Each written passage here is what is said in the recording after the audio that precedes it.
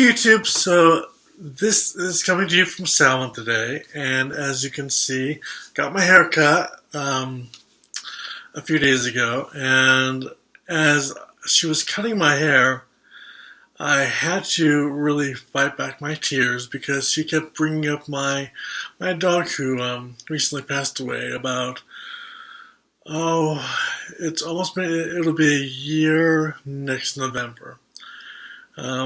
And I really wanted her to just shut up about it because my heart was still breaking. But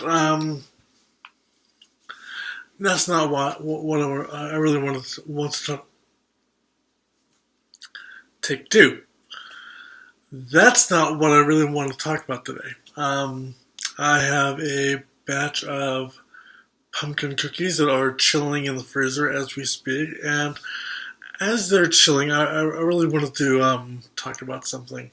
As most of you know, or if you don't, you probably should know, I am an idol worshiper. I believe in cult images, that they house the spiritual essence, if you will, of the gods, of the deities we serve, we worship, that we are able to invoke them into these images. And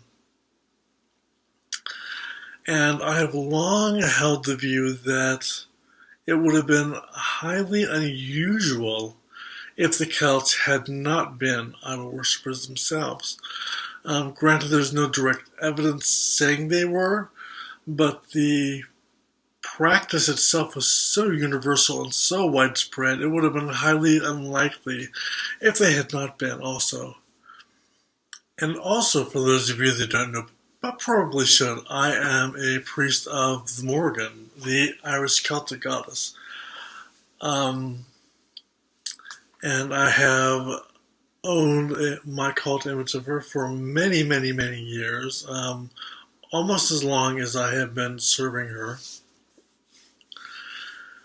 In fact, it was I probably bought that cult image from a store in downtown Des Moines called Ancient Ways.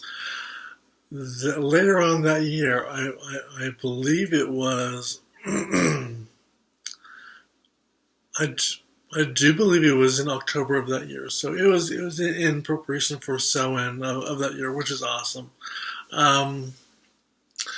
But yeah, Paul at Dryad Designs, unfortunately, has retired that image. The large image, which is the image that I personally prefer, because it's more grand, I think, than having a mini image on one's altar. But I really wish you would bring that back, because I have had sort of a eureka moment of late, and I own the white image, but I really want to buy also the stone finished image and it's either a wood finished image or a red image. I can't recall right now, but I really wish you would bring those two back, because I have sort of evolved my personal idol worshipping views. To me, the Morrighan is a triple goddess, yes.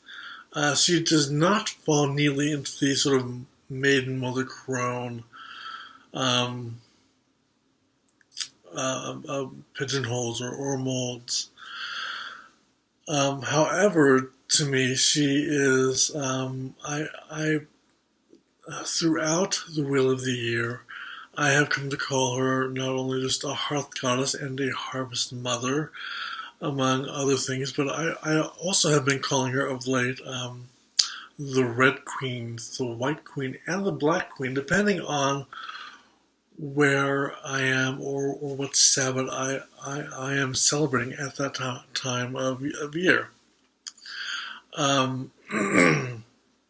In fact, I have for a long time been struggling with the concept of creating an incense for her, because there are few herbs associated with her. There's, like raspberries, for instance. There's cedar wood. But really, there's not much else unless you get a little creative. Most pagans tend to have a blend of dragon's blood and yarrow with musk oil and maybe a bit of cedar wood in with it.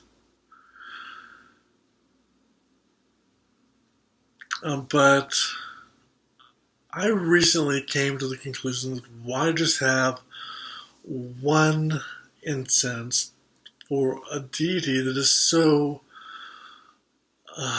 multifaceted? Because she is she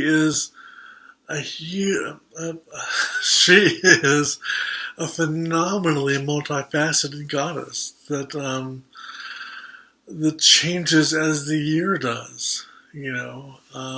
So I should have a Morrighan Hearth Goddess incense. I should have a Morrighan Harvest Mother incense. I should have a White Queen, a Black Queen, and a Red Queen incense, depending upon the celebration or the season of the year.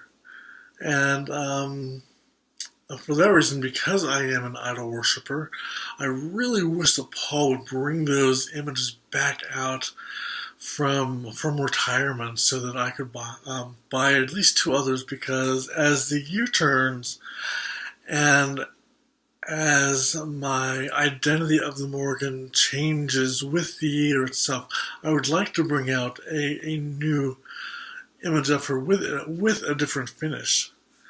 I would have the Black Queen from about after the autumn equinox until Samhain, maybe even through December and January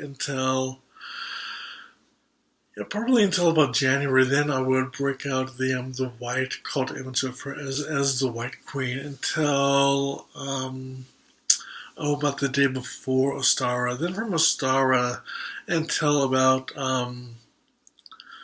the autumn equinox at Herfest, she would be the Red Queen because she's associated with life and fertility, whereas stone, at least in Neolithic cultures, was associated most often with death. You see that at Stonehenge, where the nearby Woodhenge was associated with life. The avenue down to Stonehenge was probably, according to most archaeologists, associated with funerary rituals, and each stone probably represented a different clan that gathered there at that time. So until I see you again, and I will probably end up uploading maybe 2 or 3 videos today, I hope, if the fates are with me.